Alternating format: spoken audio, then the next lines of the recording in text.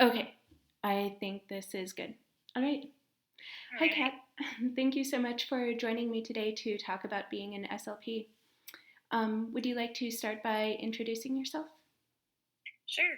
My name is Kat Young, and I'm a speech language pathologist. I have worked with, sorry about that, students from preschool, so about 4 years old, until about 21, and that's been the bulk of my experience in the field, which has been 11 years. Awesome. Thank you. All right. So, my first question is how did you decide to become a speech and language pathologist? Well, my mom was actually a speech language pathologist, and I wanted to be an English teacher. But she encouraged me in college to take some speech and hearing science courses to see if I'd be interested in that. And I was amazed by how the brain worked and what happens when things go awry, how speech sounds develop, because it's not something you really think about Mm-hmm. as you're speaking or producing sound. And just audiology as well. There's so many things that go into speech and hearing science and speech language pathology that, yeah, you just don't really consider it until you start considering it. Yeah, that's great. So, what is a typical day at your job like? So every day is different and it depends on the age group that I've been working with. So with students between 4 and 10 years old, there's a big focus on speech sounds. And then around 10, many of those speech sounds that should have developed by then or that we've been working on they've achieved. So Mm-hmm. the focus changes more to receptive language, which is comprehension, as well as expressive language. Mm-hmm. And I should mention that it just depends on when students present different needs too. So Mm-hmm. pragmatic needs or social language needs, those are targeted at any age, and it just depends on when they start presenting those needs. Mm-hmm. Um, and that's also true for speech fluencies. That's we work on according to the Colorado Communication Rating Scales, which is through the Colorado Department of Education. So that's sort of mandated that for every student we have to assess their comprehension, their receptive language, their expression, expressive language, their pragmatic language, their speech fluency, their voice, and their articulation, or how you make speech sounds. Mm-hmm. So, for those six categories, it just we can the focus changes depending on the age, but for things like pragmatic language, fluency, and voice, that just depends on when they come up. And voice doesn't come up as often, but it does come up every now and then. Look at RFK, for example.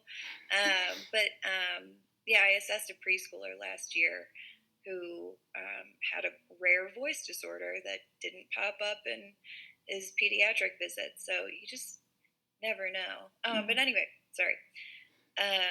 From after 10, so I'm working with students now, ages 14 to 21, and some things are the same as when they're younger, and some things are different.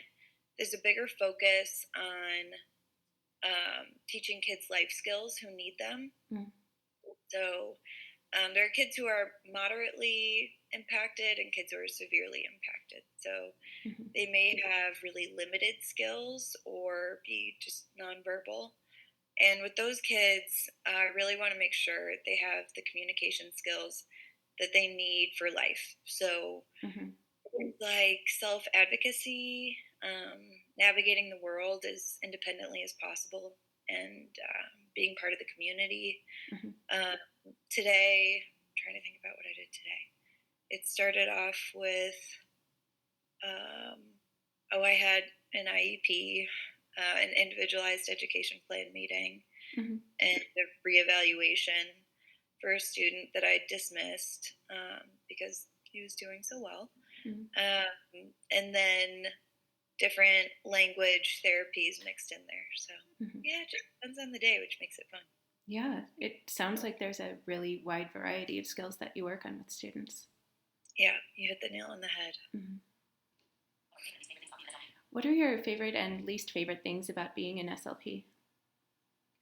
I love that there's so much to learn, and I'll always have more to explore in the field. I love that I get to work with people with such diverse profiles and different needs. Hmm. Um, and what makes it fun is there's so much problem solving Mm. that goes into all of it, because every situation, every student, and every challenge is unique. So you have to be creative.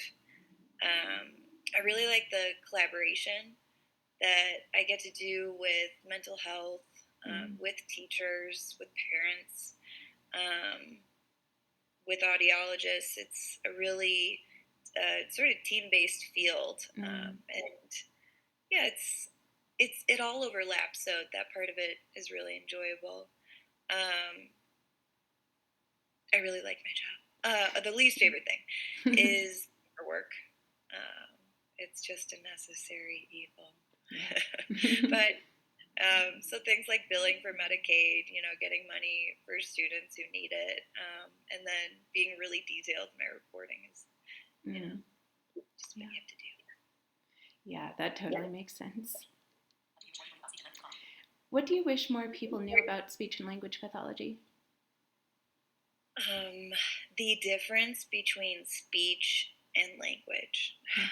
I ended up making a poster my first year out of grad school because so many students and so many parents would say that I or my child knows how to talk, but language is such it can be such a vast abstract concept, and it's not just about speaking words. It's about understanding. It's about vocabulary. It's about forming sentences, expressing ideas effectively. So speech is just the sound we make. Language is all the meaning behind those words, and yeah, communication is Mm. impactful. Absolutely. I love that. And finally, what advice would you give to someone who wants to become an SLP? I would say to shadow as many people as you can. Mm. Ask to observe as many different settings with as many different providers as you can. See clients of all ages and all backgrounds, from birth to 99, and find the space that you want to be in by experiencing just what it's like in all these different, because it's such a big field that there's so many places that you can find your little niche. Mm. Yeah, absolutely. That totally makes sense. All right. Well, Kat, thank you so much. I have really enjoyed hearing about your experiences, and I really appreciate you taking the time. Thanks for having me. All right. So.